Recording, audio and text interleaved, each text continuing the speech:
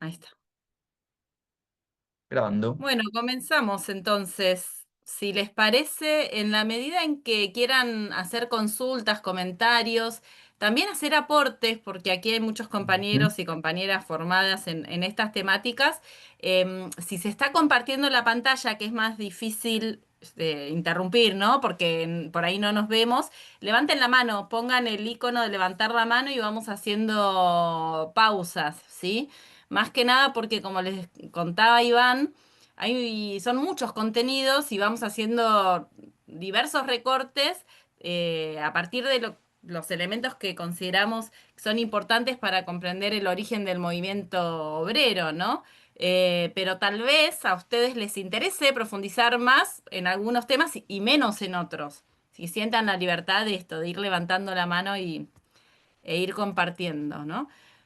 Bueno, la propuesta es retomar em, algunos de los planteos que hicimos en el encuentro anterior y aquí preparamos para compartir con ustedes una breve periodización, ¿no?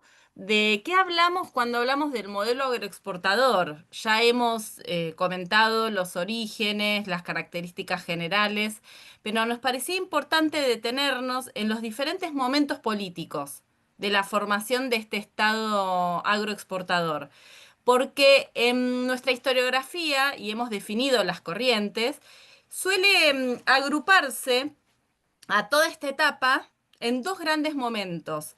Momentos del liberalismo y del Estado oligárquico y el momento del radicalismo. Seguramente ustedes lo recuerdan así. De hecho, en muchos cursos de historia argentina, directamente se comienza a estudiar desde 1880, desde el momento de la formación del Estado.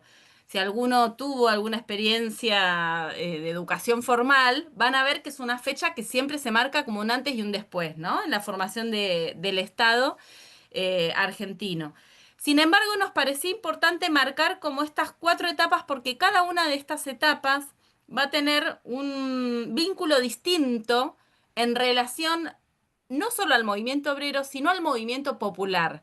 Porque aquí vamos a comenzar a diferenciar y a hablar de la clase trabajadora argentina, que es mucho más amplia, ¿no?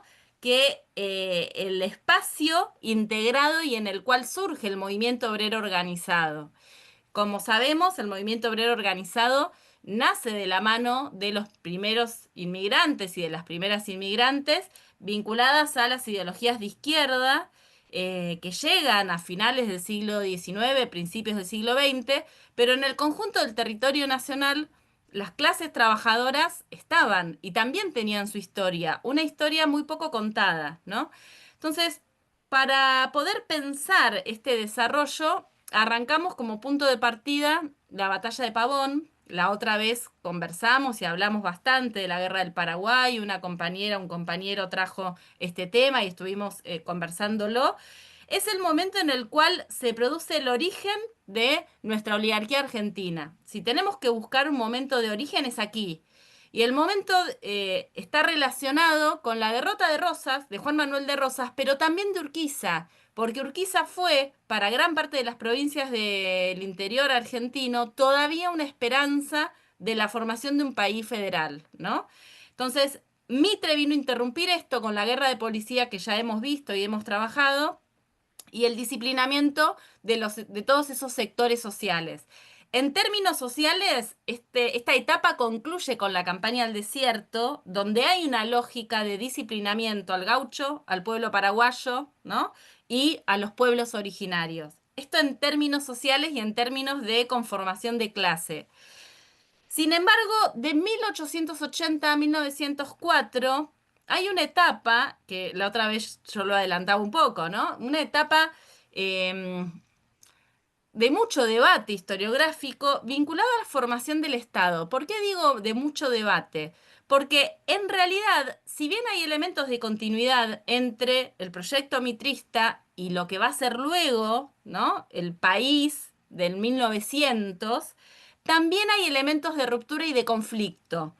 Cuando el Estado argentino finalmente queda consolidado después de la federalización de Buenos Aires, se hace luego de que Roca se imponga sobre Mitre por las armas. Es decir, a partir de 1879-1880 el mapa político argentino vuelve a cambiar y tenemos una confrontación entre dos grandes mundos. El mundo del centralismo porteño, ¿sí? Donde estaba fundamentalmente Mitre y el viejo Partido Unitario, que todavía se resiste a que se federalice Buenos Aires, y el mundo de lo que va a comenzar a llamarse el Partido Autonomista, que después va a tomar el nombre del Partido Autonomista Nacional, el famoso PAN. Este famoso PAN o el Partido Autonomista Nacional ha sido caracterizado por muchas corrientes historiográficas simplemente como una expresión de la oligarquía y punto, ¿no? Como una continuidad de las presidencias liberales anteriores. Sin embargo, cuando uno comienza a estudiar esos años, se encuentra con un conflicto evidente y abierto entre el espacio liderado por Julio Argentino Roca y el espacio que lidera Mitre. Y hay una contradicción allí que se traduce en las armas. 1880 se producen varios enfrentamientos que terminan con 3.000 muertos en la ciudad de Buenos Aires. Esto implica un conflicto dentro del bloque dominante, pero un conflicto entre dos perspectivas distintas de la Argentina. Una perspectiva vinculada al centralismo porteño, ¿sí? Mitre como continuidad del espíritu rivadaviano. Digo, después del 94, 1994, ese espíritu centralista y portenista va a resurgir con fuerza. Y podemos discutir cuál es la naturaleza histórica del macrismo y del mileísmo, si son continuidad del proyecto de los hombres del 80 o continuidad de Mitre y de Rivadavia. No es toda la misma línea, según el federalismo provinciano desde el cual estamos planteándoles visitar esta etapa, ¿no? Entonces les decía, en el 80 se produce entonces esta confrontación entre ese centralismo y el país unitario que no quería distribuir las rentas contra la perspectiva del federalismo que en su momento encarna Roca. Roca obtiene muchos apoyos de los viejos federales, de los viejos caudillos.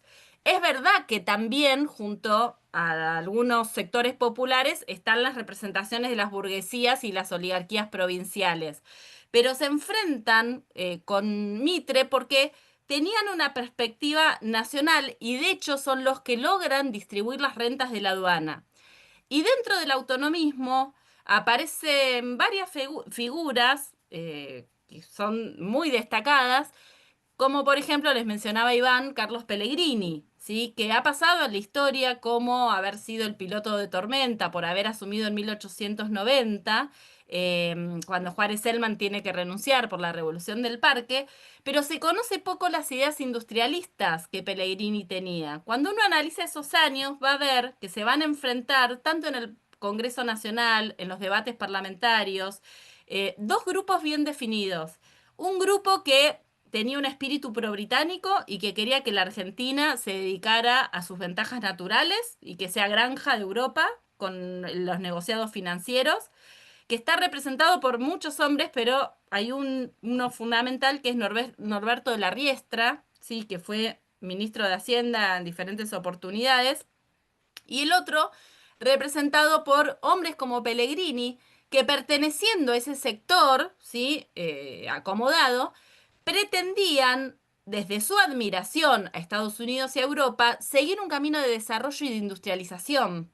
Por lo tanto, la mirada que tenía gran parte de aquella generación del 80 hacia el país, hacia los sectores populares, inclusive hacia el movimiento obrero, era muy distinta al de la oligarquía expresada en la sociedad rural argentina, ¿sí? En esta época piensen que nace el llamado centro industrial del club y también club industrial, que después se va a derivar en la creación de la UIA, no me quiero meter ahora en eso, pero digo, había un grupo vinculado a la producción que veía con mucha preocupación el libre comercio que se había aplicado en las décadas anteriores, ¿sí? La época del mitrismo. Por lo tanto, bajo la influencia de Pellegrini y de todo este grupo, donde estaba Vicente Fidel López también, lo que se logra es aplicar una ley de aranceles que en estos años genera un proceso de proteccionismo. de la mano del cual se desarrollan gran parte de las industrias que en el Río de la Plata, fundamentalmente en la zona cercana al puerto, donde había más mercado de consumo, se van a empezar a desarrollar. Esto es importante que lo tengamos en cuenta para luego ver qué políticas públicas y qué preocupaciones tienen el Estado Nacional hacia el mundo de los trabajadores, ¿no?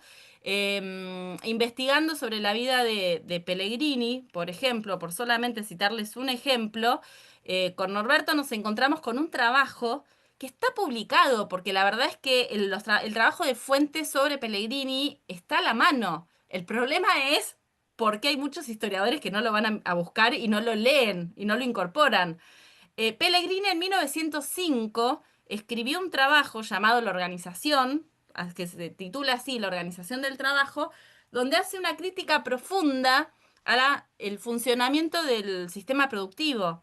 Y lo que él observa en el marco de el conflicto social creciente, las huelgas y el origen del movimiento obrero, la llamada cuestión social, es que la legislación social venía, ¿sí? Venía a resolver un problema, él estaba a favor de la legislación social, pero que más que resolver el problema había que pensar las causas.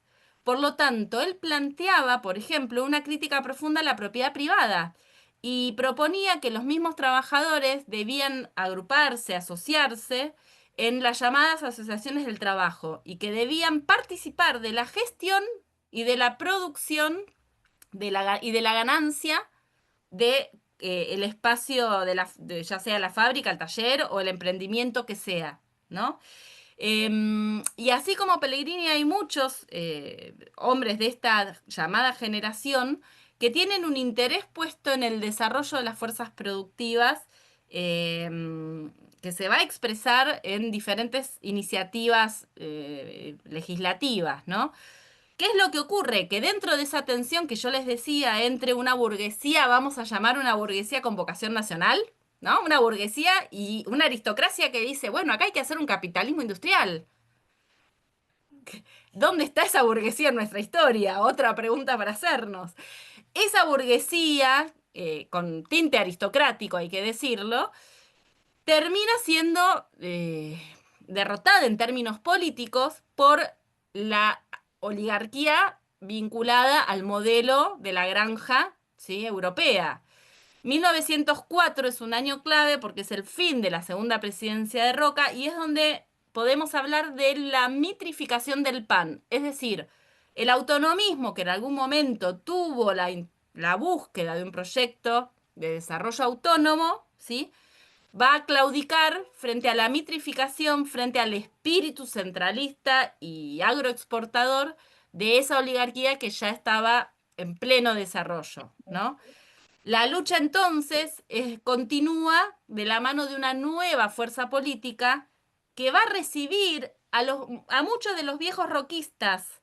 Cuando uno analiza el origen del radicalismo, encuentra mucha de aquella fuerza federal, ¿sí? Anterior de los años Yo le 80, dije de que los años entienda, claro. 1870, ¿Eh? ¿sí? ¿Cómo no va? Entonces, de la mano de una agenda de democratización política, emerge el radicalismo como expresión de los pequeños y medianos propietarios rurales, de los chacareros, de los arrendatarios, de parte de la peonada y los sectores populares del campo, del viejo federalismo y también de los nuevos sectores de clase media que emergen de la inmigración, que ahora vamos a ver mediante números, que impactó tanto en la sociedad argentina. Entonces, ojo cuando hablamos de modelo agroexportador. Políticamente hay diversas etapas, ¿sí? Y es este el contexto en el cual, como vamos a ver, se produce la fundación, ¿sí? De los primeros espacios gremiales. 1857 ha quedado en la historia como el primer sindicato argentino, la fundación de la Sociedad Tipográfica Bonaerense con su primera huelga, ¿sí? 78, 79, la primera huelga registrada, ¿sí? Ya a partir de este momento, la escalada de huelgas y el origen de las asociaciones obreras, como eran llamadas en esa época, o sociedades de resistencia, era otro nombre muy frecuente, van a empezar a ir en aumento. Pero esto lo vamos a ver en un ratito, ¿sí? Iván, ¿te dejo este cuadro o querés pasar al otro? a pasar al otro, ¿Al mapa? al mapita. Bueno, para poner en contexto, no sé si hay compañeros del Ministerio de Interior o del Archivo General de la Nación, les robamos el mapita que está disponible en su catálogo online del Archivo General de la Nación. Tiene muchísima material, muchísimas fuentes. Soy un loco de las fuentes, me encanta como para trabajar. Y bueno, como ahora decíamos.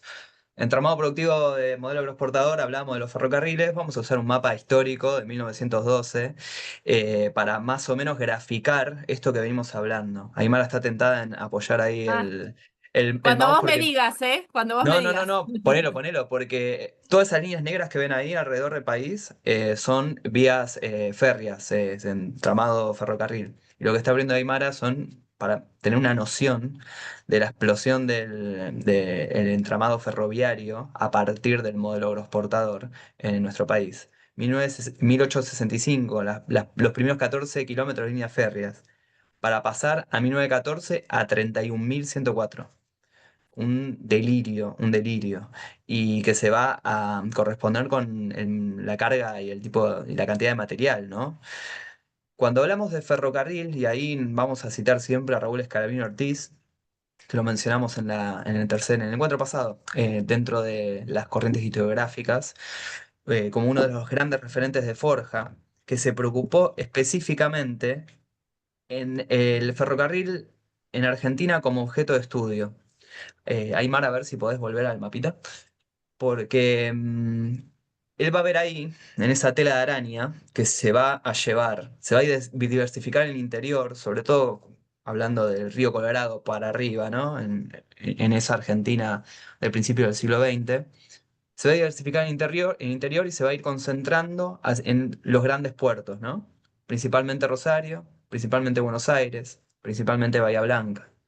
Em, lo que va a ver Escalín Ortiz son que todas las concesiones a capital privado que se encargan de gestionar esas vías son casi en su totalidad capitales ingleses, ¿no? Que son los que definen también la política de tarifas. Y eso va a ser central a la hora de regular el mercado interno en parte y después también la forma en que van a introducirse las manufacturas importadas. Esto que vimos en el encuentro anterior del mercado exportador. La gracia de tener una economía primarizada, exportar materias primas en el eh, NEA va a ser el quebracho y toda la industria forestal. En el NOA, en aquellas épocas, vamos a tener la explotación del azúcar en los ingenios tucumanos. En el centro del país, en Córdoba, en Santa Fe y en la región pampeana, Buenos Aires y La Pampa, vamos a tener explotación agrícola ganadera. Hacia oeste, un poquito más centrado en el tiempo, en Mendoza y apenas un poquito incipiente en San Juan, vamos a tener la industria vitivinícola. En la Mesopotamia vamos a tener el algodón, ¿no? Y la cría de ganado también. Y eso va a verse reflejado en la mano de obra, tal cual ahí me está indicando Mara, que va a ser una mano de obra conducida a ese mercado de materias primas, ¿no? De explotación de materias primas. Y acá hago un paréntesis porque todos estos sectores que son más complejos, pero estos que nombré por arriba, fueron sectores que tuvieron incipientes industrias orientadas al mercado interno, ¿no? Eh, y son esas industrias que van a ir en detrimento con la introducción de esas manufacturas importadas, principalmente europeas, principalmente británicas. Entonces lo que vamos a encontrar a fines del siglo XIX, principios del siglo XX, es una mano de obra que esta foto es buenísima. Ahora vamos a contar en qué contexto fue sacada, porque es el objeto también de la propuesta de hoy y la propuesta de callarnos un segundo y laburar en salas de nuevo con una fuente primaria de la época. Va a ser una mano de obra artesanal, va a ser una mano de obra que viene de pueblos originarios, de población criolla, ¿no? Del interior de las provincias. Y acá estamos viendo a dos mujeres lavanderas en la provincia de San Luis, hacia 1904. eran trabajadoras que se dedicaban a vender su fuerza de trabajo. Su medio de producción era una lata, un chapón, y ponerse a lavar ropa al lado de un río y colgarla ahí en el espinillo, como forma de trabajo. Sobre todo siendo soporte a la otra foto que tenemos en San Luis ahí arriba, que eran los talleres ferroviarios, que eso lo vamos a tener en el interior del país repetido. En la zona de Mendoza, en esa foto, por ejemplo, que seleccionó Mara, bueno, acá tenemos los talleres ferroviarios de San Luis que yo les mencionaba, ¿no? También del 1904 la fotografía. Esos talleres van a estar replicados en todo el interior del país. Ahí el ferrocarril es central para entender no solo la conducción de esa economía, sino cómo se empieza a conformar la mano de obra, la clase obrera alrededor de, ¿no? Por un lado, las producciones locales, por otro lado, el soporte de ferrocarril y que va a ser complementado con la infraestructura portuaria, ¿sí? Ahí van, agrego algo que mencionábamos la clase pasada, cuando uno observa estas imágenes, más allá del mercado de trabajo, también tener en cuenta lo que implicó para el conjunto de la economía argentina y también la necesidad de la administración pública de todo esto que estaba ocurriendo, porque más allá de que se conceden a las empresas inglesas que hacen un negociado, como lo demuestra Scalabrini Ortiz, escandaloso, ¿no? Porque se expropian el capital invertido y luego, bueno, cobran del Estado inclusive y tienen su ganancia asegurada, pero además de eso, implica también un sistema de una puesta en marcha de toda una economía regional alrededor de ese tendido ferroviario que como vemos es tan amplio, ¿no? Exacto, y que va a estar orientado no por intereses conducidos por el bienestar social nacional, por el Estado provincial o el Estado nacional, sino por capitales privados y sobre todo británicos foráneos, tal cual, Mara. De hecho, siempre hubo polémica, son muy pocos los trazados del ferrocarril con el eje norte-sur, o sea, transversales, y esos generalmente van a ser llevados a cabo por el Estado. ¿Por qué? Porque rompían con la lógica comercial que buscaban las empresas británicas, ¿no? Era comunicar el territorio con otro sentido, no yendo hacia el puerto. Eh, de las industrias que tenemos hacia ese año, ahí en el norte, vamos a tener los ingenios tucumanos. Eh, Tenemos un registro, cuando hablamos de ingenio tucumano, es una economía en ese momento basada en la zafra, que es la imagen que estamos viendo, el sembrado, ahí la caña de azúcar, y después su procesamiento e industrialización. Y ahí vamos un poco, no problematizar, pero complejizar ese modelo agroexportador. Vimos los talleres ferroviarios con toda esa maquinaria. Vamos a ver en la otra imagen en Tucumán eso, la sala de máquinas de un ingenio, por ejemplo.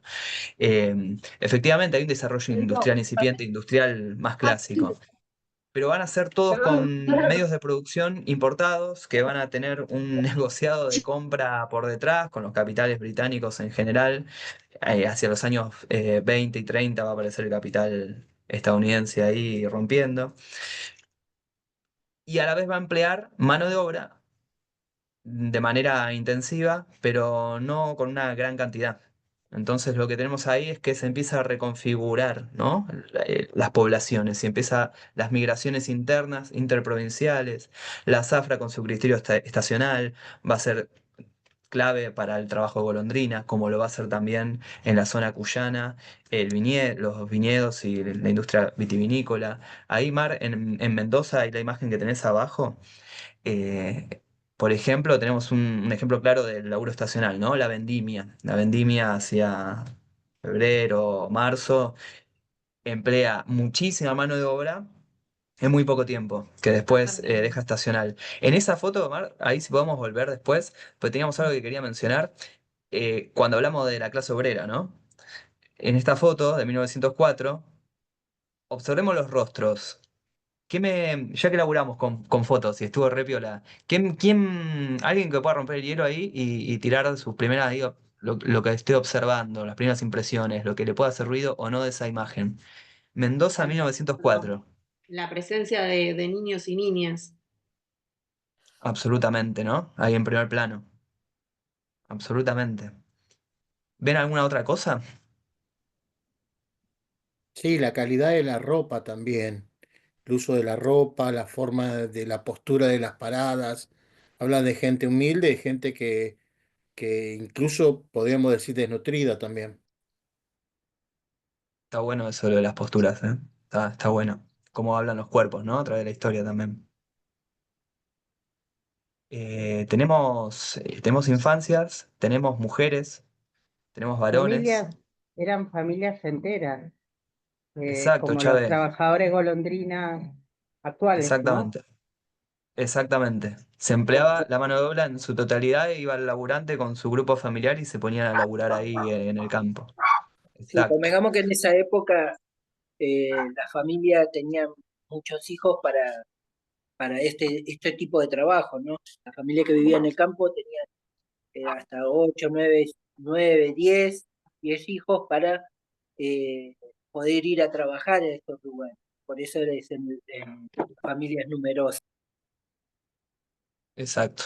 Exacto. Ahí vamos a retomar esto más adelante. Acá agregan Bien. en el chat, Sí, es la época del informe Vialé Macé, que ahora en un ratito vamos a trabajar justamente, hay alguien del inmigración y Ministerio de Trabajo aborígenes. ahí. Sí, dicen, inmigración y aborígenes, la niñez era fundamental para limpiar los toneles de vino. Es verdad que había tareas que solo podían hacer los niños y las infancias por tema de tamaño. Mano de obra barata, sistema de arpacería similar al chileno, ¿no? Como las condiciones de servidumbre o casi esclavitud, dicen en el chat. Bien, ahí vamos a profundizar en eso. Está bueno notar cómo con un registro de imagen nos empezaba a salir un montón de diálogos, ¿no? Un montón de ideas. Eh, Tal cual, bueno, la región pampeana, ¿no? En Córdoba ahí tenemos una infraestructura de un matadero público. En Río Cuarto es esto, también hacia 1904. Y toda la zona central pampeana basada en la exportación agrícola ganadera, ¿no? Y ahí tenemos los grandes ejes. Hablamos del ferroviario y hablamos del puerto, de los estibadores, de los marítimos, ¿no? De los tripulantes. Los grandes primeros sindicatos se van a configurar ya entrado el siglo XX y van a ser, no por casualidad, los marítimos con la Federación Obrera Marítima hacia 1911 y la Federación Obrera Ferroviaria, el antecedente a lo que va a ser la Unión Ferroviaria, en 1912. Previamente, la primera infografía, Mara nos había mostrado la creación de la fraternidad, creo que en 1886 o 1889, no me acuerdo. Ahí va, 1887, le erré ninguna de las dos. Bárbaro, que son los maquinitas ferroviarios. Digo, son nombres que nos suenan porque están hoy aún en la actualidad. Eh, Me voy a detener en la presentación acá para comentar un poco cuál fue el carácter de los primeros agrupamientos obreros. Y me gustaba previamente iniciar el recorrido del mapa que hicimos. ¿Por qué? Porque vemos una cantidad de clase trabajadora en las provincias que en su gran mayoría, salvo estos testimonios fotográficos, salvo alguna reproducción, algún informe que ya vamos a citar, no llegó a nosotros como fuente. Y lo que sí llegó a nosotros como fuente, por una cuestión, los trabajadores de la carne, también dedicados a la explotación ganadera, lo que sí llegó a nosotros en la fuente son aquellas asociaciones, algunas conformadas por migrantes, por inmigrantes, y ahí el tema de la inmigración que Mara comentó, creo que ahí lo tenés, ¿no, Mar? En Ciudad de Sí, Buenos si te Aires, parece, hago una los mención números. sí, del tema de inmigración y empleo público y te paso para que vos puedas compartir porque tenés la presentación y va a ser más cómodo, pobre. Yo te Dale, estoy dale. mareando por las imágenes. Dale, dale. Lo digo, en ese marco, en ese contexto que estamos desarrollando. Ahí va. Fíjense estos números, ¿no? 1865 es el primer censo que se produce en la Argentina. En realidad son las primeras cédulas censales, ¿sí? De 1865 a 1869. Estamos hablando de una población total del actual territorio argentino de 1.737.000, ¿no? 26 personas. Hacia 1914 ya estamos hablando de casi 8 millones de personas, ¿sí? Em, Cuando miramos la llegada de inmigración a la Argentina en un periodo temporal más amplio, fíjense la fecha, hasta 1940, acá estamos incluyendo la inmigración generada por la Guerra Civil Española, por ejemplo, y por el momento previo a la Segunda Guerra Mundial. La Argentina recibe más de 6 millones de habitantes, de los cuales casi 3 millones serán italianos, 2 millones serán españoles y más de 1,5 millones el conjunto del resto de los orígenes muy diversos, ¿no? Desde Siria, Líbano, Rusia, Polonia, Europa del Este, Medio Oriente, con el conjunto de el resto de las migraciones que arribaron. Tengamos en cuenta que, como decíamos la otra vez, Argentina porcentualmente es el país que mayor inmigración recibe, pero esto no implica que tenemos un proceso homogéneo en todo el territorio. Lo que estamos hablando es que esta zona, la zona de la Pampa húmeda y la zona del litoral y las grandes ciudades, son aquellas que concentran a estos recién llegados que por el otro lado tienen y llegan, ¿no? Con estas ideas de izquierda que bien mencionábamos. Si te parece, Ivo, seguí vos y después vemos lo de empleo Dale. público.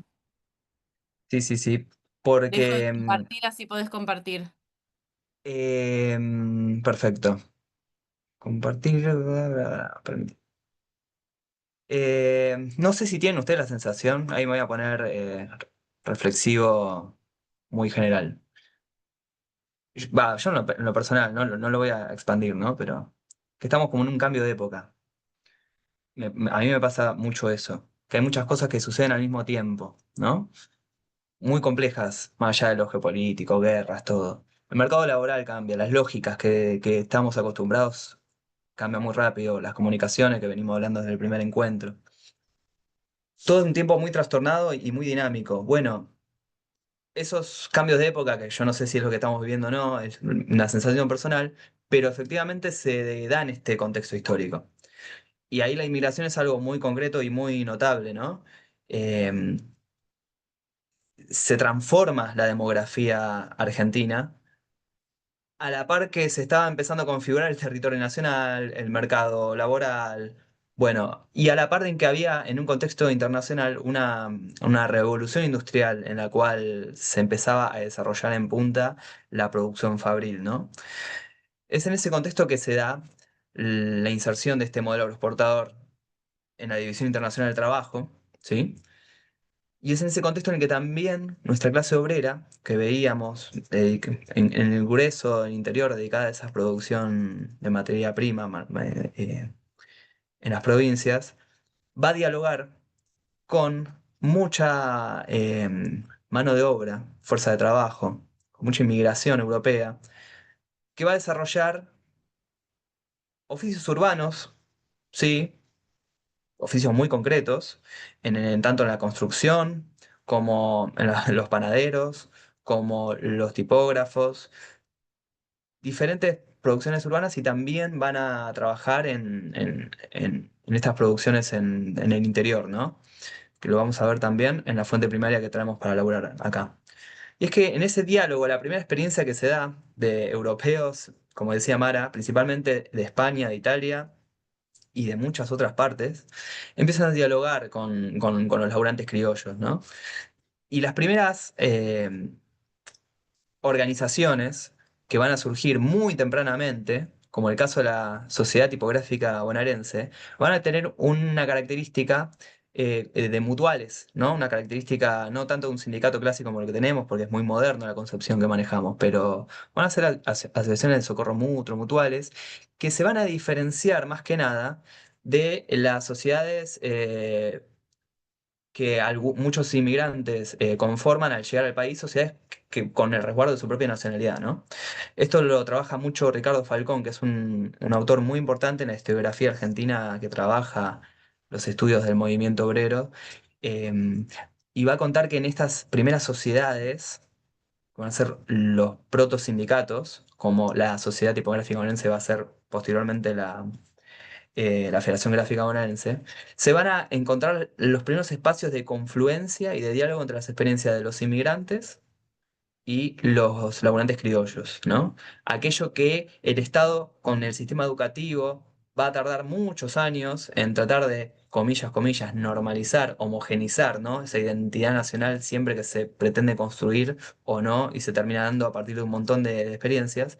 Bueno, los primeros diálogos en la clase obrera argentina se van a dar en este tipo de sociedades, de las cuales la primera que tenemos un registro concreto, fundado y tenemos fuentes es en 1857 con los tipógrafos, que van a ser, no casualidad, a la vez el primer sindicato constituido como tal que van a llevar a cabo, esto es en 1877, que van a llevar a cabo la primera huelga de un sindicato constituido de la cual se tiene registro.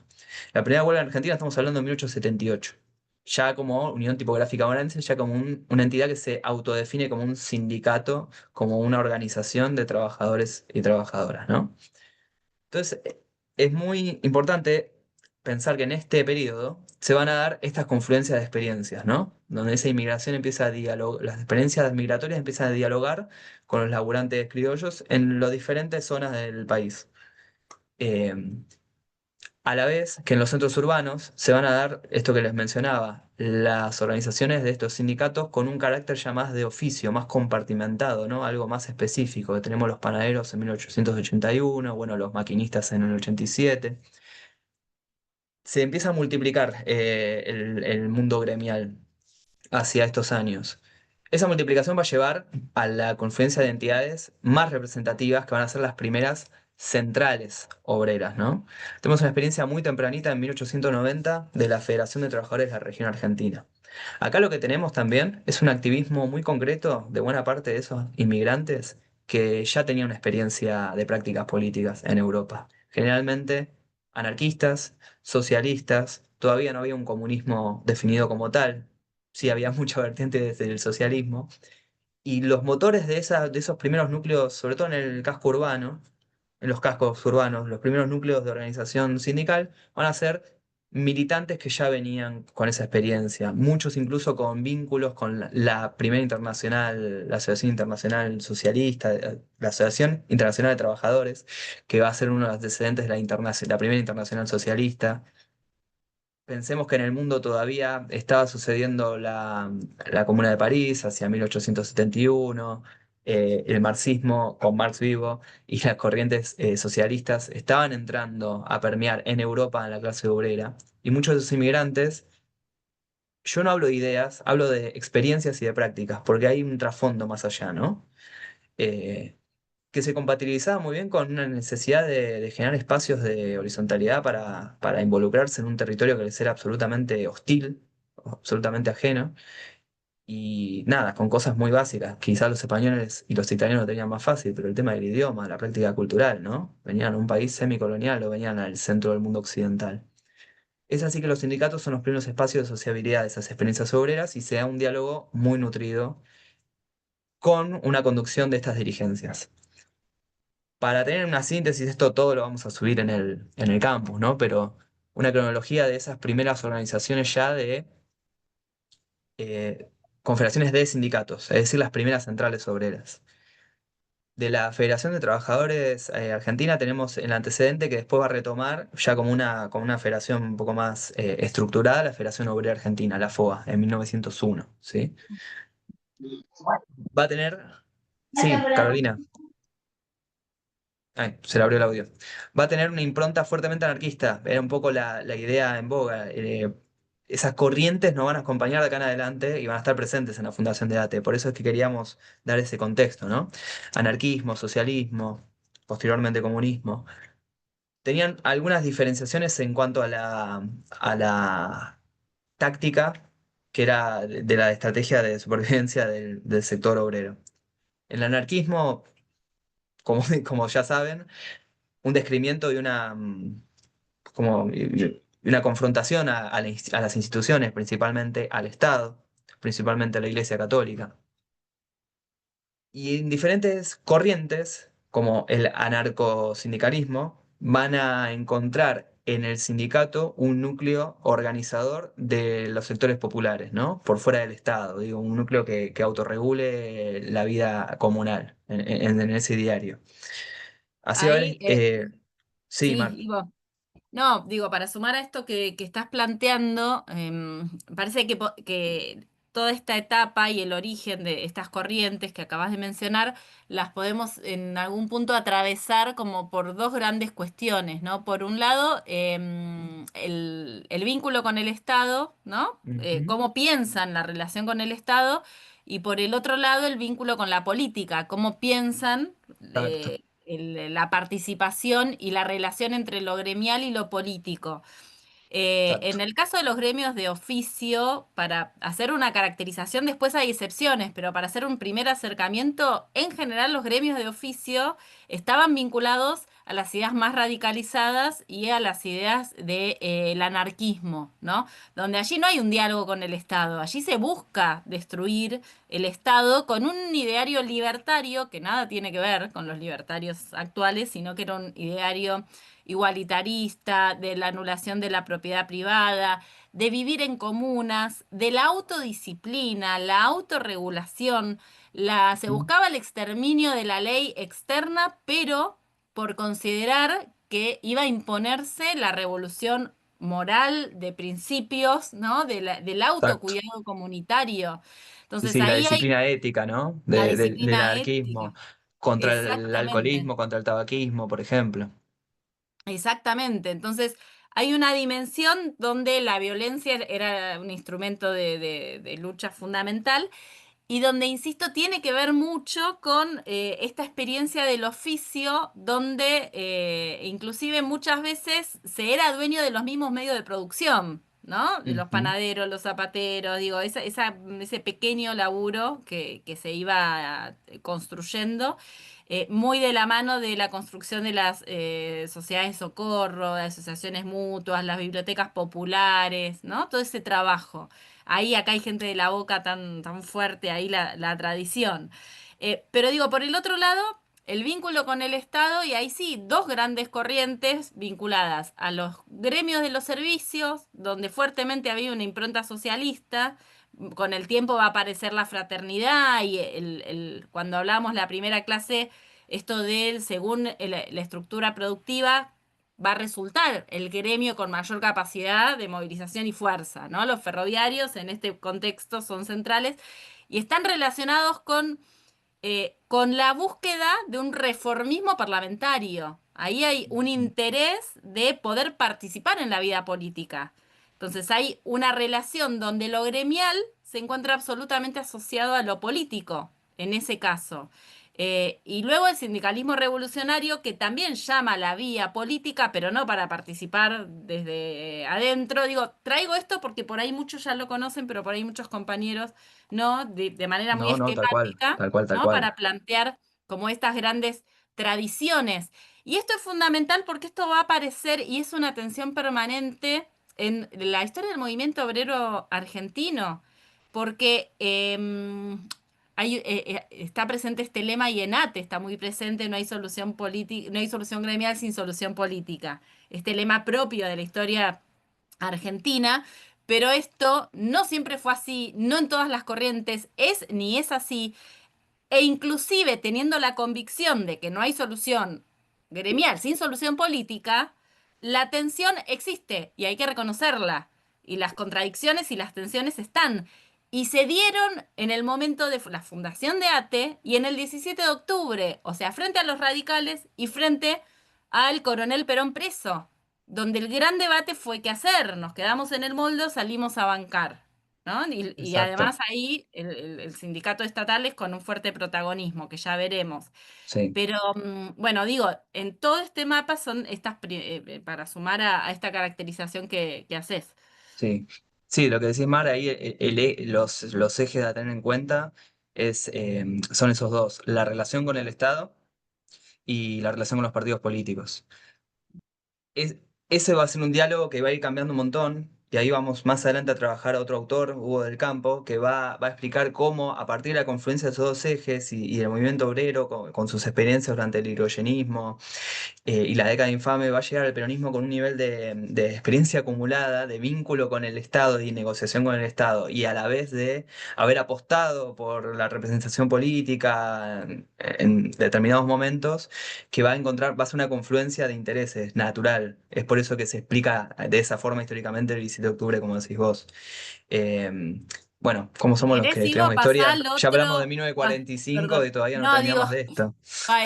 si querés pasar la etapa a la tercera que tenías, donde hace foco en las políticas represivas, ahí va. Es. Exacto.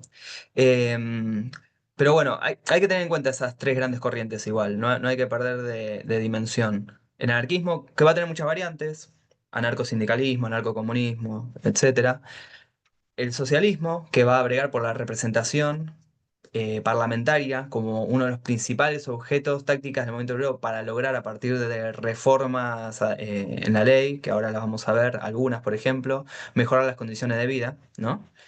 Y luego va a haber otra tercera corriente subterránea que siempre se va a nutrir de estas dos, que va a ir siendo minoritaria, va a ir siendo mayoritaria, según muchos contextos, que va a ser la corriente netamente llamada sindicalista, a la cual se va a plantear la presidencia política de estos dos ejes, ¿no? La relación con los partidos políticos presidentes. El sindicato es nuestro interés y es nuestro lugar de defensa y en el cual nos organizamos y hacia dónde acumulamos. Y después el vínculo con el Estado, que ahí sí va a ser muy cambiante, va a haber momentos en donde va a ser absolutamente prescindente y no va a haber ningún tipo de variable de negociación ni nada, y otros momentos en donde se va a abrir con puertas desde el Estado a negociar esas reglamentaciones legales, esas condiciones, y esta corriente va a ser la más afín a llegar ahí. Tengamos estas tres corrientes siempre presentes de acá en adelante, y como decía Mara, la vamos a ver y vamos a ver cómo dialogan en los orígenes de nuestro sindicato. Para pasar a esto, ya que hablamos de cómo empiezan a ver, ¿no? Posibilidades, posturas del Estado en cuanto al movimiento sindical, que ya hacia 1901 no es casualidad que la primera central orgánica se conforme a esos años, porque empezaba a ser masivo el movimiento obrero organizado en las calles, ¿no? Los actos que vamos a ver reiteradas veces en las publicaciones periódicas de la época son los actos por el 1 de mayo, que cada vez se van a llenar más. Va a haber una conquista progresiva del espacio público, particularmente en los centros urbanos, ¿no? Rosario, Córdoba, Ciudad de Buenos Aires. Y va a haber una preocupación desde el gobierno nacional sobre este nuevo sujeto que cada vez es más masivo, ¿no? Insisto con esto de cambio de época que hablaba antes. Va a ser un nuevo sujeto que el Estado, en ese momento administrado por ya el gobierno, el segundo gobierno de Roca, el Estado va a intentar comprender en el buen sentido de la palabra y reprimir en el sentido más concreto de la palabra. Para hacer una cronología de esto, que nosotros hablamos del vínculo entre Estado y el movimiento obrero argentino, vamos a arrancar con este primer momento, con la periodización, 1902, porque ahí es un hito clave, ¿no? En cuanto a este péndulo de vínculo estatal al movimiento obrero. El péndulo se va a ir definitivamente hacia la derecha, va a ir hacia la represión y va a ser la sanción de la ley de residencia. Toda esta proyección se la vamos a compartir en el campus porque si hacemos clic en estas cositas que se mueven, se nos van a abrir diferentes herramientas extremadamente ñoñas que ojalá que les interese ver y si no, bueno, están ahí. Por ejemplo, acá es el boletín oficial en el cual sale publicada la norma de la ley de residencia. ¿Qué se proponía? Detener y ¿cómo se llama?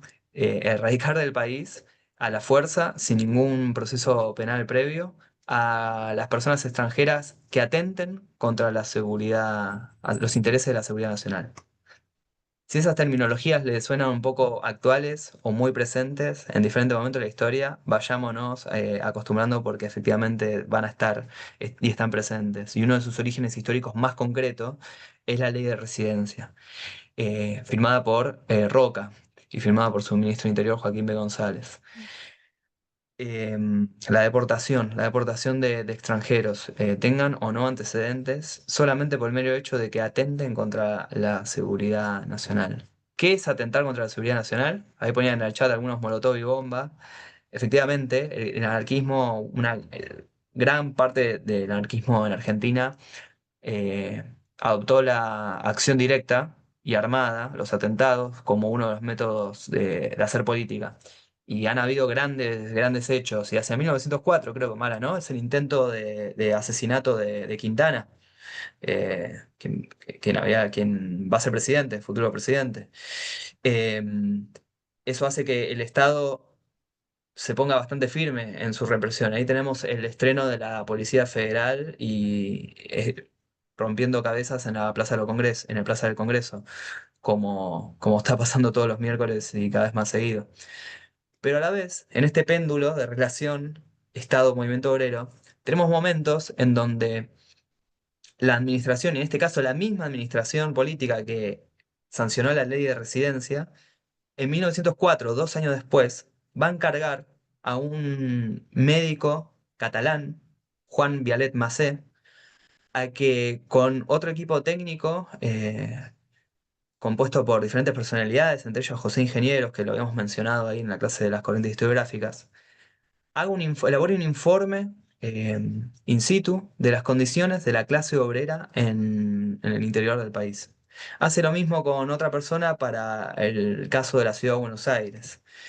Pero este informe fue notoriamente más completo en términos técnicos, cuantitativos y cualitativos, porque va a publicarse en el mismo año, o sea, hacia 1904 se van a publicar.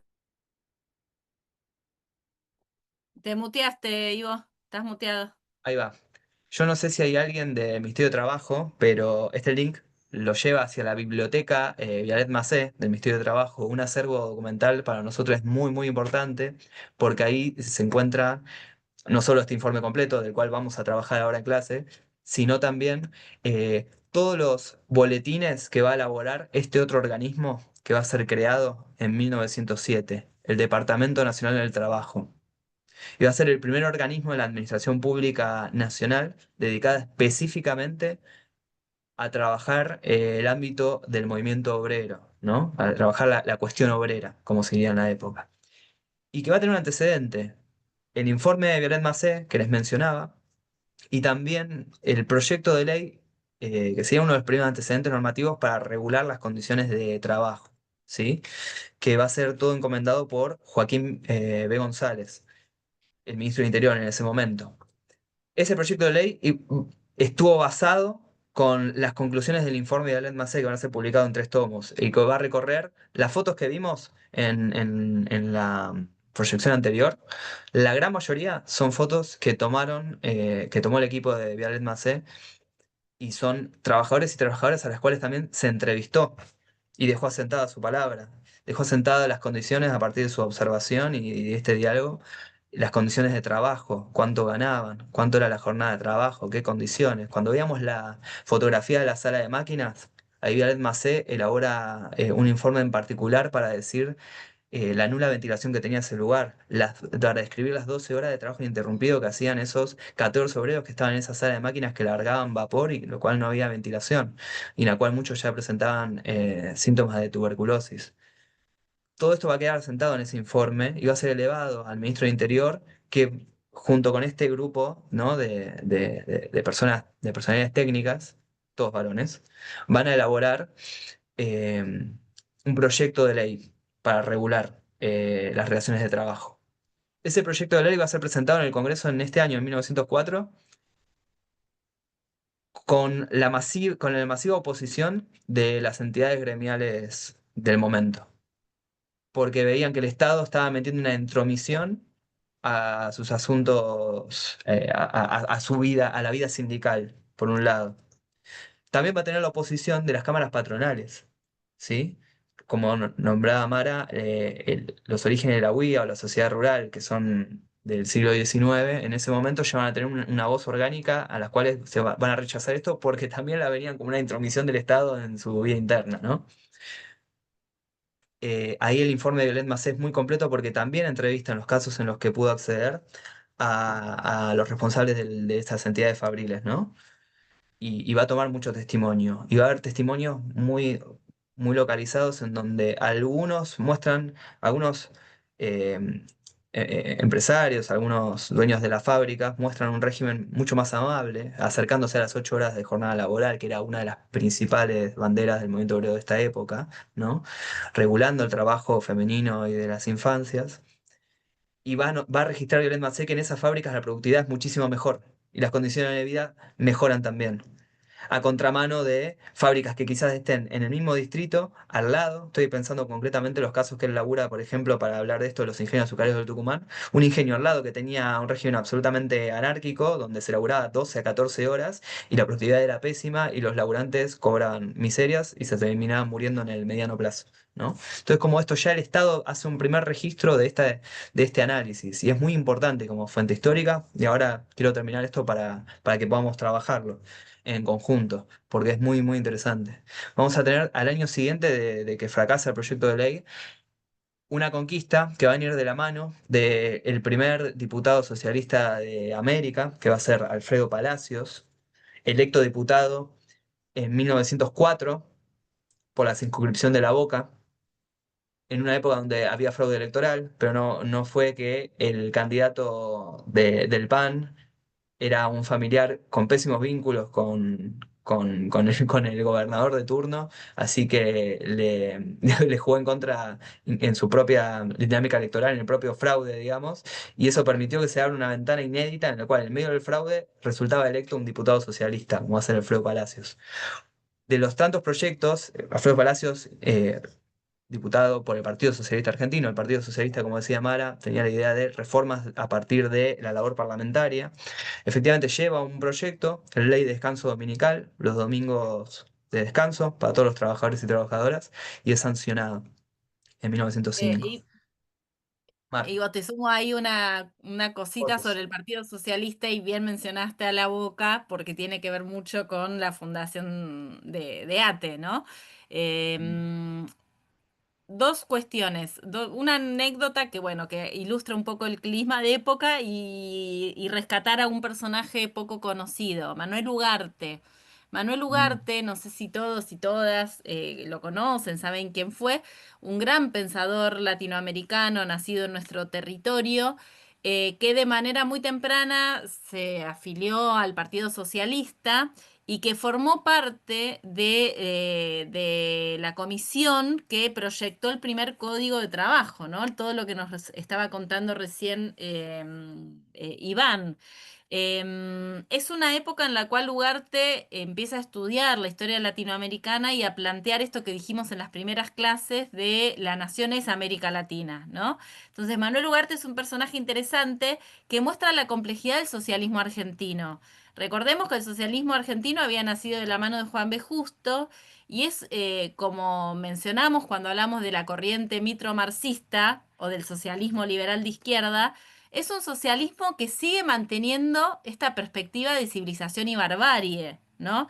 Que por eso es que ya en el siglo XX va a haber un desencuentro con los movimientos nacionales, populares y en particular luego con el peronismo.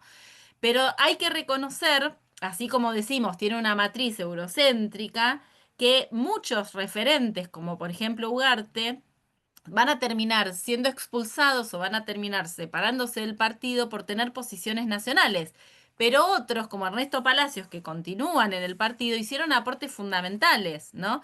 Y hay una anécdota que cuando asume Alfredo Palacios, también asume Pellegrini, ya que estamos con Pellegrini, y el taquígrafo del Senado, en realidad era del Senado, pero en ese momento narra el encuentro de los diputados, Ramón Columba escribe como en un libro que cuenta todas las anécdotas que vivió como trabajador, fíjense, ¿no? Como trabajador del Congreso, y dice que Alfredo Palacios le dijo, no me presentes a Pellegrini porque no quiero saber nada de él, porque están aplicando fraude hace tantas décadas, ¿no?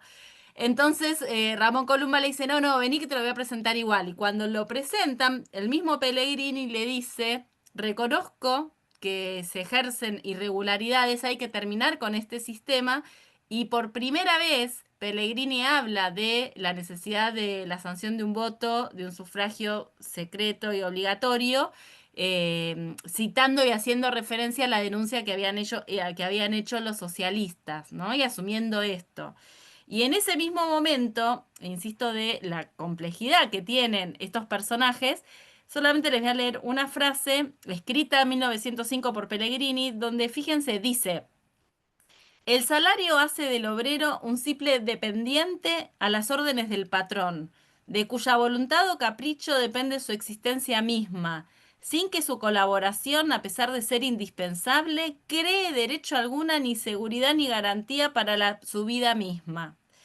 Dice, esta relación de señora sirviente, esta sumisión forzada del obrero, soportable cuando el patrón es un hombre razonable y sensible, se hace muy dura cuando esas cualidades faltan. Y de ello surge el sentimiento de rebelión que da alas a la propaganda de los que incitan al movimiento obrero a una revolución social. Para que aquel antagonismo entre capital y el trabajo cese, es necesario colocarlos en idénticas condiciones, en iguales categorías, organizándolos bajo las mismas bases. O sea, fíjense el nivel de conflictividad social. Creo que Iván tenía unas estadísticas de las huelgas. El nivel de Sí. conflictividad social era tal que había una amenaza a dar vuelta el sistema. Un hombre de los Ahí lo tenés, sectores Mar. acomodados. Acá está, ahí va. Un hombre de los sectores acomodados, como Pellegrini, veía este conflicto capital y trabajo y dice, no vayamos atrás de esto a regular con la legislación social, a regular sobre las consecuencias, pensemos un sistema distinto, ¿no? En una línea tal vez cercana a esto del socialismo utópico, ¿no? De las propiedades y la cooperación social, pero que reconocía la desigualdad, la injusticia y la explotación. Fíjense esto Absoluto. por, bueno, acá las huelgas, 1906, bueno, acá las pueden ver, 170, 231 en el 7, ¿no?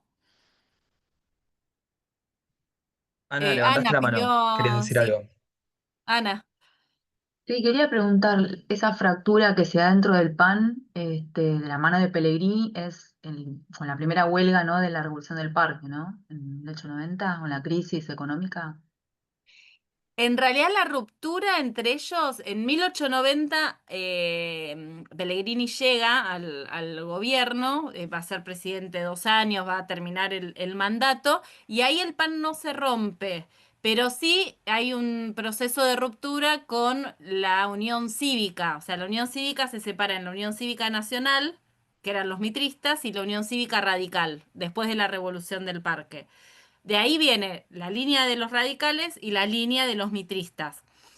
El mitrismo arregla con Roca, hace un acuerdo con Roca y en 1901 es que Pellegrini y Roca se enfrentan y ahí es donde se rompe, ¿no? En el marco del segundo gobierno de Roca, donde Roca lo manda a negociar a Pellegrini la deuda externa, porque ya la deuda era un problema, y cuando vuelve lo deja solo, termina una confrontación abierta, y ahí Pellegrini con otros crean, con Rocco y Sáenz Peña, por ejemplo, crean un nuevo partido autonomista y presentan como plataforma, justo antes de morir, Pellegrini muere en 1906, unos años antes, pocos años antes, ahí presenta como plataforma el sufragio secreto, la reforma política, etcétera, ¿no? Ya con esa agenda, que era una agenda parecida a los radicales. ¿Cuál era la diferencia con los Exacto. radicales? Que los radicales usaban las armas y Pellegrini era un hombre de orden. O sea, no quería el disturbio, no quería más guerra civil.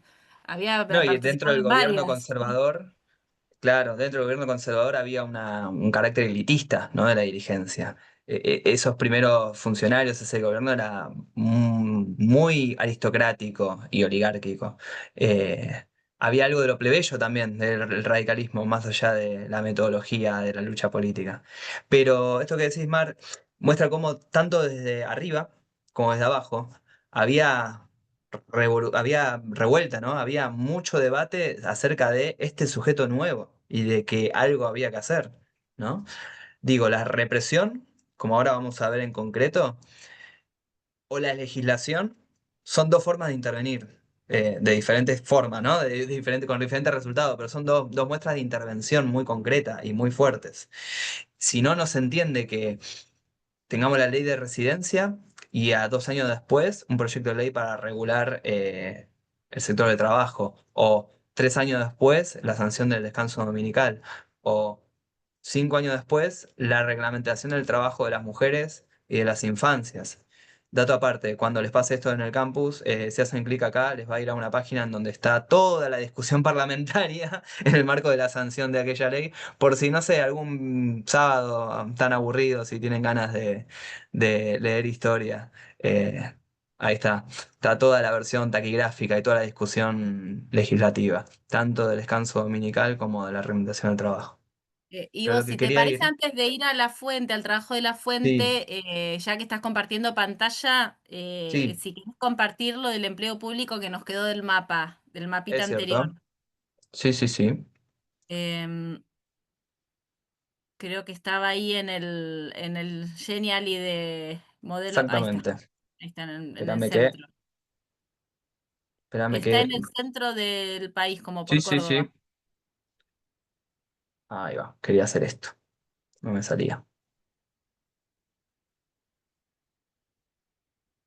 No sé si se abre ahí. No, ahí no se está viendo. Bueno, puede fallar. Veníamos regios. Porque quedó el botón un poquito ahí abajo a la izquierda. La abajo a la Ahí, izquierda. Sí, acá, en la ciudad. El empleo público en el centro del país, en Córdoba. en el centro. Bueno, pero no se despliega y hay algo de la configuración. Lo vamos a corregir si no, ahora para cuando sale. Porque Bueno, no me esperen abre que la ventana. les leo el dato, simplemente que lo Porfa. tengo acá a mano. Empleo público. Fíjense, si no comparto la pantalla, Ivo, un Sí, dale, segundo. vamos a hacer eso. Más fácil.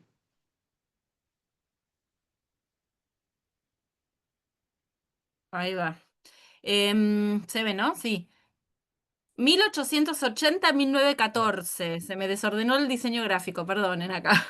Estamos intentando mejorar. Ocupaciones, fíjense, barrenderos, personal de maestranza, oficinistas, técnicos y funcionarios. Volvamos a las imágenes iniciales y a toda esta descripción que viene haciendo Iván, la complejidad del aparato público y la diversidad de oficios y de trabajadores que es muy distinta a la de otros países de América Latina, ¿sí? Con una estructura mucho más extractivista. Nuestra economía también fue dependiente, pero tuvo esta particularidad, ¿no? En 1869 había 4 por 1000 habitantes, perdón, 4 por 1000 habitantes eran funcionarios públicos, trabajadores públicos. En 1914, cerca de 14 por 1000 habitantes. Fíjense aquí cómo en el momento de la formación del Estado agroexportador, antes del radicalismo, el número de empleados públicos crece muchísimo.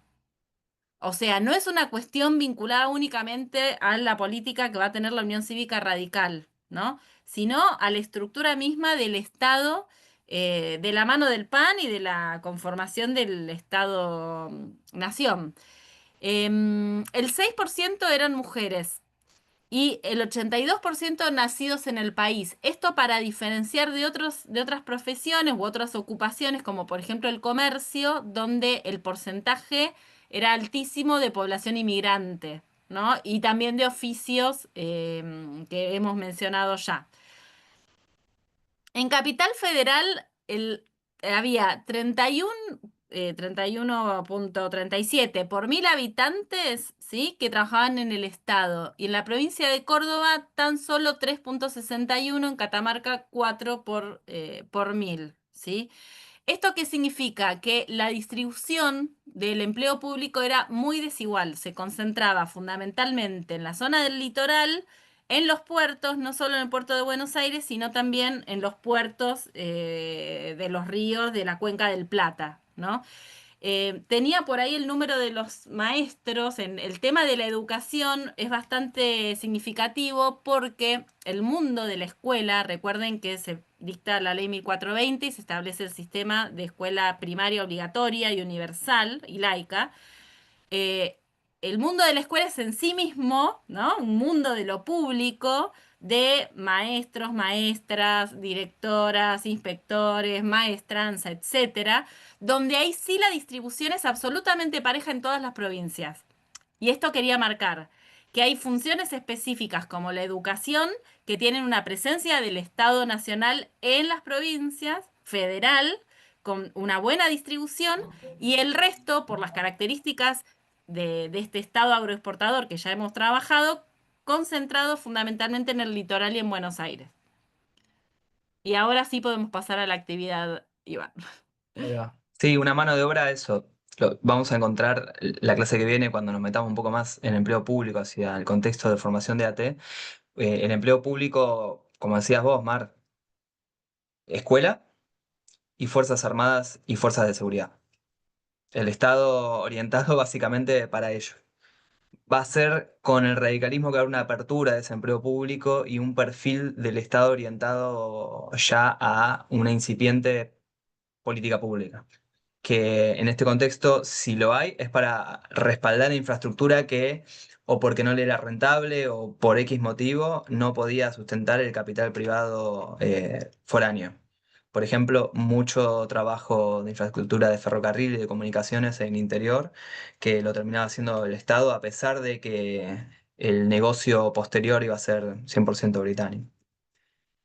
Como ya hablamos un montón y aprendimos con Mara de que no está bueno sostener esto, a pesar de que somos dos manijas que podríamos seguir, les Lo queremos vamos proponer a una seguir actividad. haciendo, Iván. De hecho, no puedo no decir una cosa más. Exacto. Prometo Por una cosa favor, más. es así, es un ida y vuelta, una escalada hasta las 8 esto.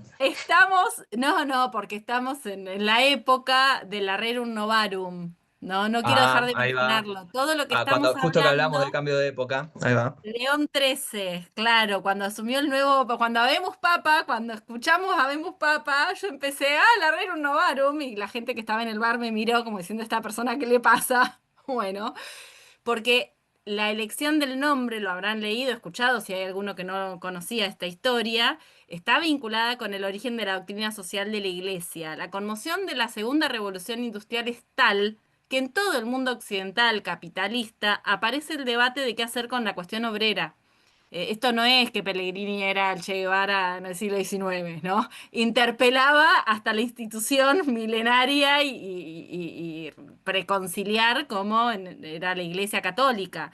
Y León XIII en ese contexto, en esta encíclica, hace toda una reflexión sobre el conflicto capital y trabajo y plantea la necesidad de la regulación, de la distribución de la riqueza, muy en línea de lo que les comentaba de los planteos de Pellegrini, lo que muchos estaban reflexionando. Pero digo, ¿no? Es ese contexto, y viene a cuento porque vos Absolutamente. decías, Ivo, este cambio de época que transitamos hoy, y como también Sí, tenemos a un León XIV en, en- sí, sí, sí. en Bueno, sí, es muy escena. notorio eso, exactamente. Comparto un segundito y termino esta escalada de ida y de vuelta, porque ya estoy fallando lo que prometí. Es que es en 1913, ¿no? La elección de León XIII. O No, 1910. 1891, 1891 en la 1821, nada Rerum que ver. Novarum. Uf, estoy muy bien con las fechas hoy. Menos mal que soy profe de historia.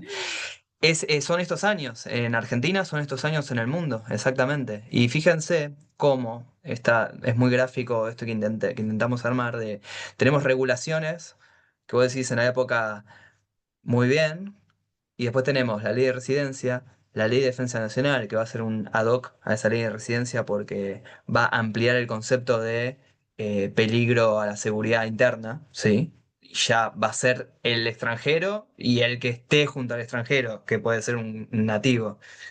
Y tengo estas estrellitas que vimos un gran síntoma de época, la cantidad de huelgas, ¿no? Esto está discriminado en varones, mujeres y menores, lo cual también es un datazo ahí para quedarse un rato largo, pero vamos a pasarlo de alto y lo retomaremos más adelante. Y después tengo esta otra, cuando hablábamos de ese péndulo de la relación con el Estado, tenemos reglamentación y por otro lado represión. Y acá se da la primera gran represión del Estado argentino, al movimiento obrero en particular, que va a ser la Semana Roja, la semana de mayo de 1909. Estas fotografías son de la época, son fotografías que fueron publicadas en la revista Caras y Caretas de mediados de mayo. La convocatoria, había una convocatoria a la Plaza Lorea, que es Plaza de los Congresos, es la que está sobre Rivadavia, ni bien se abre Avenida de Mayo, digamos, esa plaza ahí. La convocatoria para conmemorar el 1 de Mayo de 1909, un sábado. Por eso era de día, por eso, a diferencia de las fotos que elaboramos en los primeros encuentros, acá vemos un espacio público tomado por la gente y con buena luz, luz natural. Según las fuentes anarquistas del momento, diario La Protesta, había una concentración de alrededor de 300.000 obreros. El socialismo, sabiendo que el anarquismo iba a concentrar en Congreso, se desdobla y hace su acto por el 1 de Mayo en Plaza Constitución. De ese acto tenemos pocos registros, pero lo que sabemos es que no hubo heridos. En Congreso se pueden documentar, con documentos de la época, 30 asesinados. Lo más probable es que haya muchos más, y algunos de ellos estamos viendo en las fotografías y el impacto de lo que fue esa represión, ¿no? La represión estuvo a cargo de un personaje que ya nombraron en el chat, del coronel Falcón, que tiene una calle muy importante en el oeste de la ciudad, y tiene bastantes monumentos en las instituciones de la policía. Era el jefe de la Policía Federal en aquel momento, es el que ordena en persona a toda esa represión, y es una de las primeras grandes matanzas al movimiento obrero. Lamentablemente no va a ser, por supuesto, la última en esa magnitud. Y hay un registro importante de la época, todo está disponible online, se puede encontrar. Me parecía clave traerlo como, no en casualidad, se da esta primera represión en este contexto. Algo estaba pasando, ¿no? Efectivamente había algo que se estaba configurando, se estaba ordenando, y el Estado o sabía bien cómo responder o no sabía bien cómo conducir esta situación. Acá respondió muy concreto, ¿no? Em, bueno, también, Congreso, represión, todo. El pasado siempre nos toca la puerta. Listo, ya, ahora sí, dejar de compartir, basta, vamos a lo nuestro. Les proponemos un laburito breve, pero que nos proponga escucharnos, intercambiar un poco, y va a ser a partir del informe de Belén Macé, que ya hablamos. Con Mara seleccionamos unos fragmentos que estoy tirándoles ahí en el chat. Unos fragmentos son muy cortitos del informe. Sí, no sé ahí si se abre un micrófono. Son fragmentos muy cortitos del informe, que más o menos que abarca diferentes universos. El informe, insisto, está buenísimo. Si en un momento lo quieren ver, está todo digital. Ahí vamos a pasar el link. Le vamos a proponer ahora que con ese link lo vamos a dividir en salas de nuevo, como aquella primera vez, que las puedan leer en grupo. Y no tiramos alguna consigna muy general, solamente que no vamos a decir tampoco que cada grupo se organice, porque la vez pasada ya se habían organizado en juntas internas, tenían un general, un secretario general junto, uno de formación, uno de acción política, así que eso ya lo tienen en su ADN.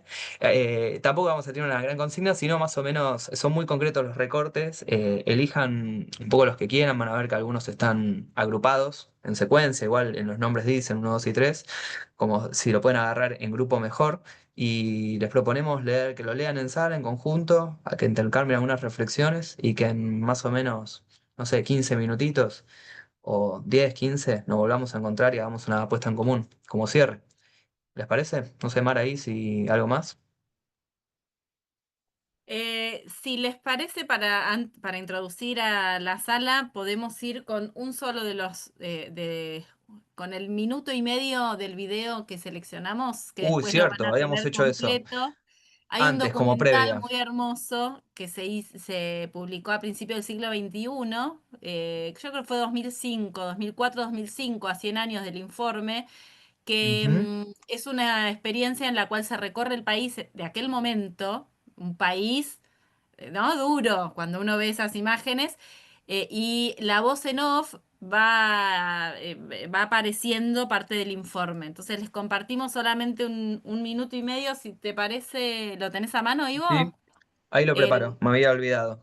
Ahí lo paso como marco, ¿no? Como marco para arrancar esto. Ahí comparto. eh, sí, para que vean cuál es el tono, ¿no? de este informe, del minuto 49 ahí, al 50. No compartiste con audio, Ivo. Pero, che, no me digas eso. Ahí estamos. Disculpen. Bueno es que las compañías extranjeras ganen, y mucho, pero no que se lleven el santo y la limosna. Es preciso ir a medias, por lo menos. Porque la compañía no deja en el país sino los jornales que paga y las comidas que da a sus obreros. Eso es solo lo que se traduce en prosperidad y bienestar para el país. Lo demás se va.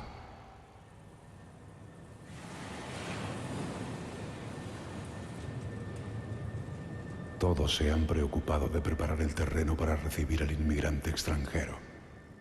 Nadie se ha preocupado de la industria criolla, ni de ver que aquí se tenían elementos incomparables.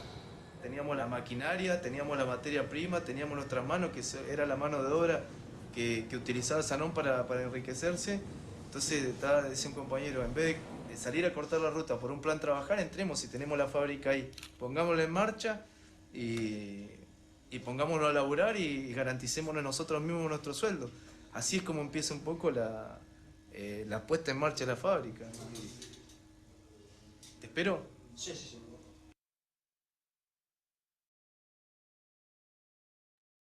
Ahí jugaba, ¿no?, con la historia de Sanón y los textos de principio de siglo del informe de Alemacé. Y escuchamos sobre los pueblos originarios.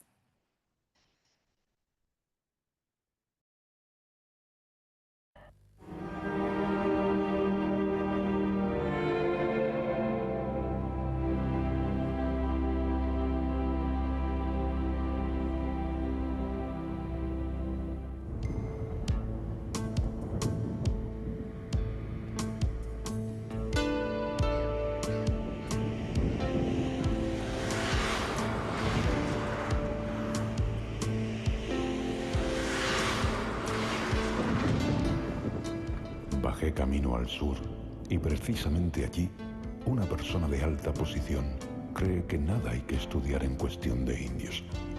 Él dice que lo único que hay que hacer es exterminarlos y si queda alguno, llevarlo a Tierra del Fuego. Si a usted le hicieran eso, ¿le gustaría?, le pregunté. Esta persona me mira sorprendida y me dice: si yo no soy indio.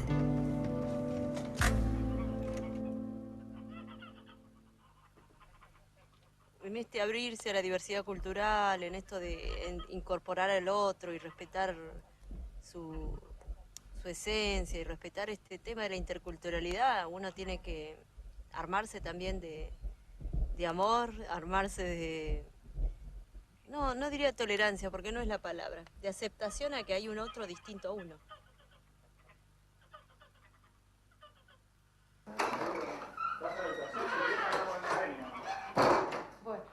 Hay que tratar al indio como se debe, cumplir lealmente los contratos con ellos celebrados, pagarles en billetes de la nación el precio de su trabajo y dejarlos en plena libertad de gastar su dinero como mejor les cuadre, respetando en ellos su condición de hombre, sus hábitos y costumbres, que tienen el derecho de conservar. Seguimos demandando derechos, por supuesto, seguimos reivindicando esos derechos y peleando por ellos, pero además ahora sabemos que los derechos no son esa lista de declaraciones universales que a los países poderosos ya le ocurrió que eran nuestros derechos, sino que los derechos, entendemos, es justamente la plenitud, el desarrollo pleno de nuestro conocimiento, aunque ese conocimiento muchas veces se contrapone con la lógica que nos domina.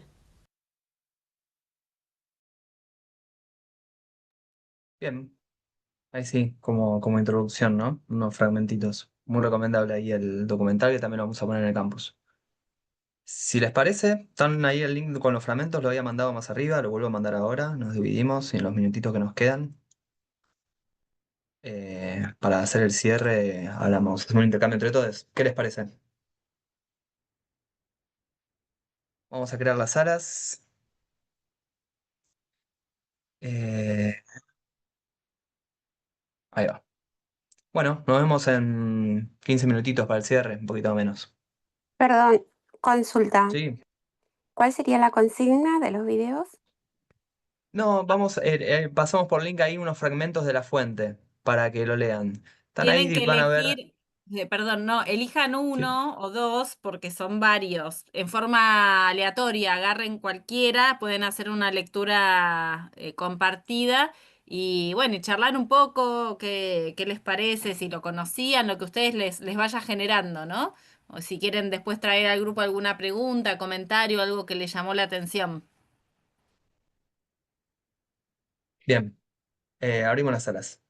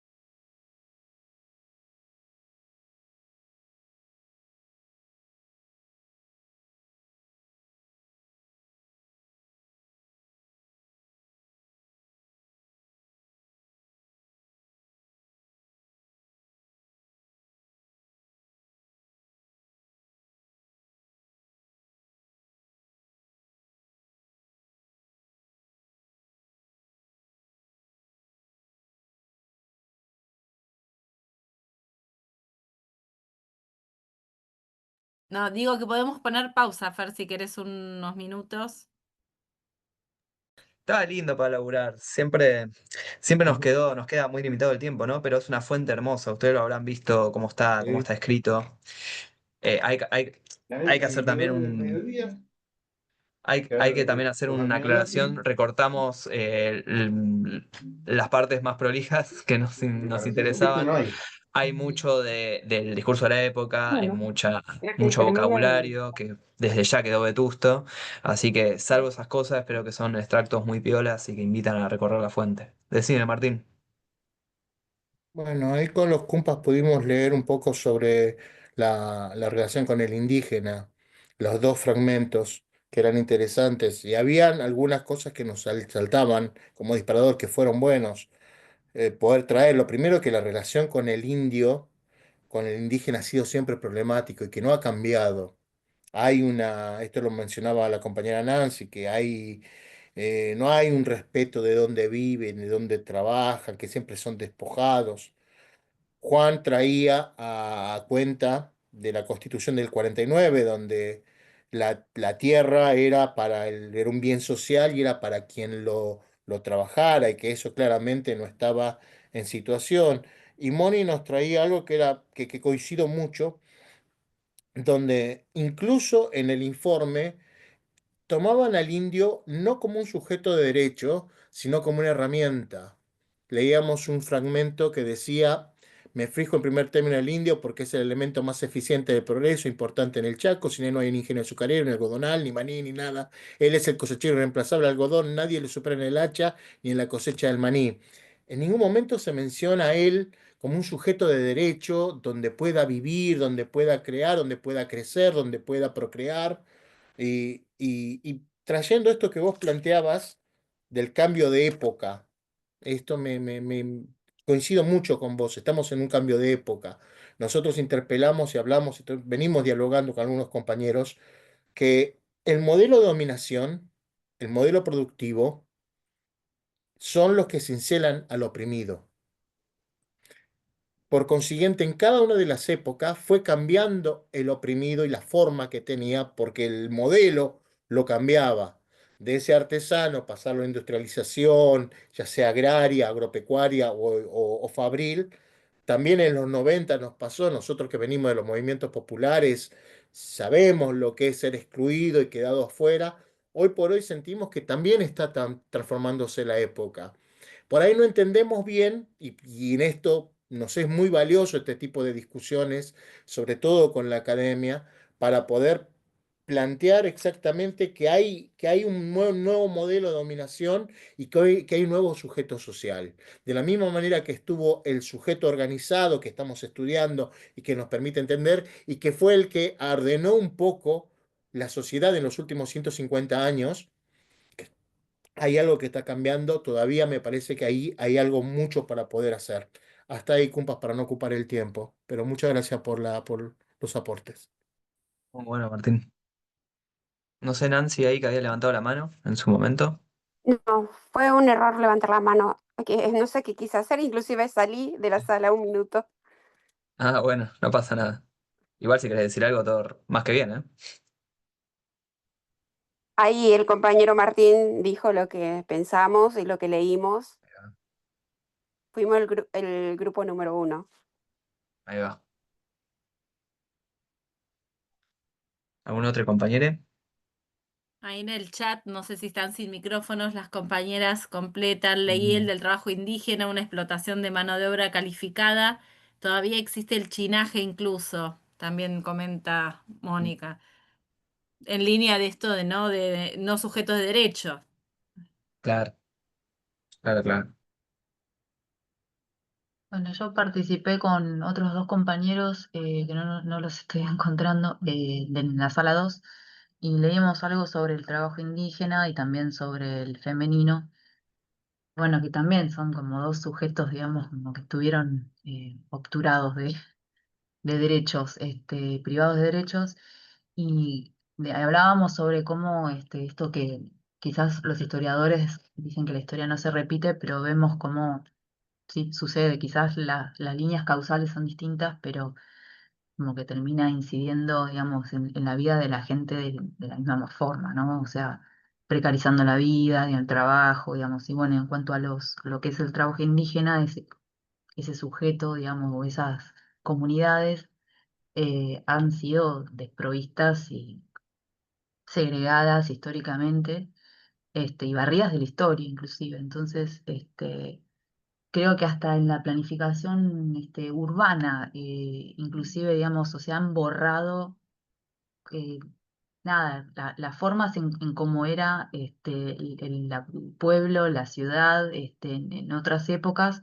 para, digamos, agregar esto del olvido, ¿no? De borrar el recuerdo de cómo era tal lugar. eh, y bueno, y así pasa también con las comunidades y con las personas, ¿no? Que se involucran en distintos procesos y cuando la elite dominante o la clase dominante quiere barrera con algo, utiliza todos los elementos y bueno, obviamente la legislación para poder llevar a cabo eso. Gracias, Ana Isabel, por ahí. Bueno, yo hago una introducción y después lo dejo a Mariano que ha hecho una buena síntesis de lo que estuvimos discutiendo con Gaby y con Guillermo en la Comisión 3.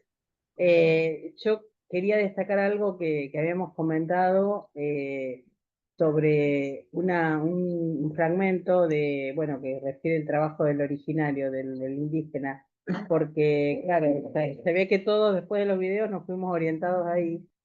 Habíamos elegido el femenino y el trabajo femenino y el de los indígenas. Y en relación a eso, decíamos la mirada casi como de buen salvaje del indígena y el asociarlo o integrarlo a través del trabajo, pero como un ordenador, ¿no? Porque destacando inclusive las condiciones físicas para el trabajo que el indígena tenía por sobre inclusive los inmigrantes. Entonces, en esa región donde el que mejor cosechaba era el indio, el algodón y eso. Y Mariano, no sé si querés tirar esos 3 puntos que vos dijiste, me parece que estaban buenos como para sintetizarlo todo lo demás que charlamos. Sí, Chabela, a disposición.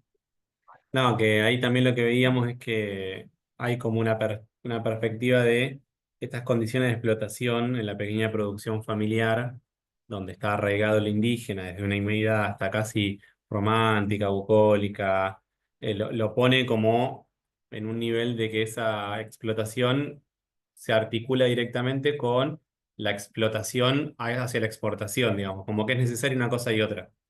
O sea, la pequeña producción familiar con estos indígenas conviviendo ahí son necesarios por su superioridad física. Bueno, después lo otro, decía la compañera Gaby, acerca de la imagen que se le aparecía de la vuelta del malón de Lavalle, ¿no? Como esta imagen de, bueno, lo que hay que hacer es todo lo posible para que estos indígenas no se rebelen, para que no vuelva ese malón como condición de posibilidad y no asalten la frontera, no se roben el ganado, no hagan la suya. Y a la vez, la expropiación de esa tierra, como decían los compañeros, a la que no está, a la que está atado desde una imagen más romántica, pero que en realidad no es dueño de esa tierra. Y lo tercero que decíamos ahí, con esto de la diversidad de mano de obra, el extranjero versus el indígena, el extranjero como alguien que va a ser el capataz o que va a ser el dueño de la tierra después, o que no va a tener la misma fortaleza física frente al indígena, va a ser fundamentalmente en este recorrido Vía de Macelo que veíamos ahí también, como una descripción muy, no en estas partes, pero sí de las condiciones de vida, ¿no? Como el hacinamiento, diferentes a esos trabajadores que van a venir extranjeros que van a gozar de otra clase social, otras condiciones de su clase social. Bueno, no sé si algo más. Buenísimo, gracias. Clarísimo. Bueno, si les parece, vamos dando por concluido el encuentro. Me quedo pensando mil cosas que no les voy a comentar ahora. Simplemente, no, digo, pensar a Vialema Macé también como un agente estatal, ¿no? ¿Con qué representaciones va al territorio? Porque él es contratado por el Estado Nacional. Y esto que todos están mencionando, que todas están comentando, de la matriz de civilización y barbarie, inclusive desde una mirada productivista y disruptiva para la oligarquía, porque dice, ¿cómo vas a matar a los indios? Pero bueno, digo, me parece que está bueno también para pensarlo como desde el Estado también se construyen o se abonan ciertas representaciones de los sectores populares y en nuestro presente bien que lo vemos también, ¿no? Bueno, si les parece, Ivo, dejamos acá. Subimos las lecturas, tienen materiales para leer, para ir Sí, mirando, para ver el documental completo si tienen ganas, muy principio del siglo XXI. Y bueno, y nos vemos el próximo encuentro. absoluto. La semana que viene, feriado, nos encontramos en Eso, 15 días. Aprovechen para avanzar con las lecturas. ¿Mm? eso. En 15 días continuamos Buenísimo, con esta segunda parte. buenísimo, Bueno, gracias a compañeros. todos. Bueno, Chao, Que tengan chao. buena Chao. semana, che. Gracias. chao. Chao. Chao.